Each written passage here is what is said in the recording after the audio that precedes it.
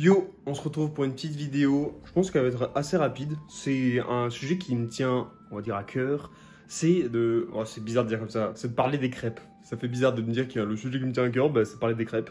Non, c'est de juste éviter de diaboliser des aliments sans fondement. Voilà, c'est plus ça qui me tient à cœur. Et les crêpes en font partie. Typiquement, les crêpes, c'est un peu l'aliment, on dit, ouais, je vais me faire plaisir, je vais faire un cheat meal, je vais faire un écart, je vais manger des crêpes, etc. Alors que, bordel, c'est bien les crêpes, genre c'est cool, genre c'est un aliment qui, je sais pas si on peut dire aliment parce que c'est pas, enfin oui c'est pas une pomme quoi. Bref, tout ça pour dire que c'est un aliment qui est composé à la base que de 3 ingrédients, de la farine, du lait et des œufs. C'est tout à la base, sans compter le topping etc qu'on peut rajouter comme de la confiture, de la patate assassinée ou même une version salée typiquement en rajoutant du jambon, du fromage etc. Bref, en tant que tel, la crêpe c'est rien de sorcier. Et en plus, pour vous démontrer entre guillemets que c'est bon pour la santé, parce que ça veut tout et rien dire bon pour la santé, mais c'est composé de lait. Donc, qui dit lait dit protéines de grande qualité. Pas pour rien qu'on fait de la whey et de la caséine et qu'on en consomme, c'est parce qu'elle est réputée pour être de bonne qualité. Donc, déjà voilà, parce que la whey et la caséine, pour ceux qui ne savent pas, c'est ce qui compose le lait. Voilà. Ensuite, qui dit lait dit vitamines et minéraux, notamment le calcium, un gros apport en calcium qui n'est pas négligeable. C'est très important d'avoir assez de calcium dans son alimentation, chose des fois qu'on manque, donc c'est un plus. Ensuite, les œufs, protéines de référence, genre c'est l'aminogramme des œufs est top.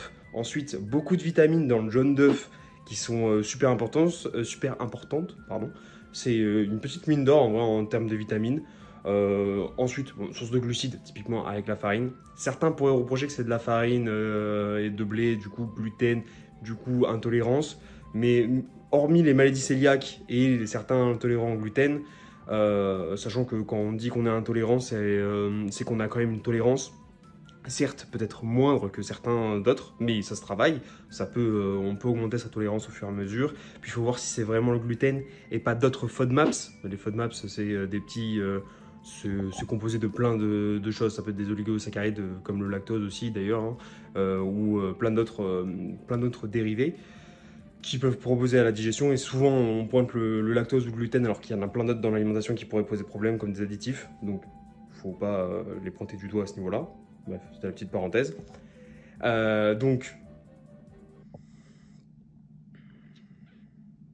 Donc, bonne source de protéines, des minéraux et vitamines intéressantes.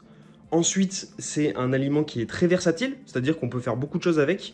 Comme j'ai dit, on peut faire des versions sucrées, salées, on peut varier le topping, donc ça peut faire diminuer, augmenter les calories.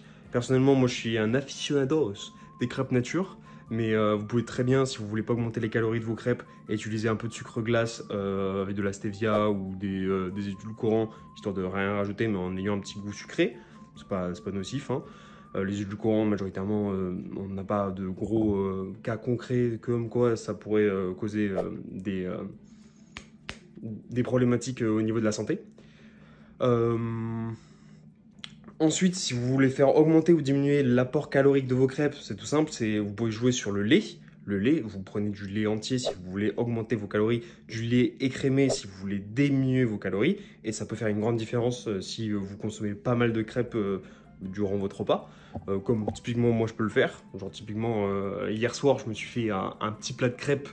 Un petit, c'est un bien grand mot parce que c'était 1500 calories de crêpes quoi. Mais si j'avais pris une version écrémée, j'aurais pu enlever 200 calories par exemple. Je dis ça un peu au pif, mais je pense que c'est à peu près ce qui se serait passé. Bref, je pense que j'ai à peu près fait le tour. Ça, vous voyez que j'aime bien cette thématique de ne pas vouloir diaboliser des aliments comme le fromage que j'ai fait dans ma dernière vidéo, même si je ne suis pas allé en profondeur sur le fromage parce que c'est aussi une source de vitamine K et la vitamine K, on en trouve dans peu d'aliments. Donc le fromage, c'est cool à ce niveau-là aussi. Bref, faut pas diaboliser les aliments. Ils rentrent dans certains contextes. Ils peuvent être... bon pour la santé, ça tout dépend de la consommation qu'on en fait.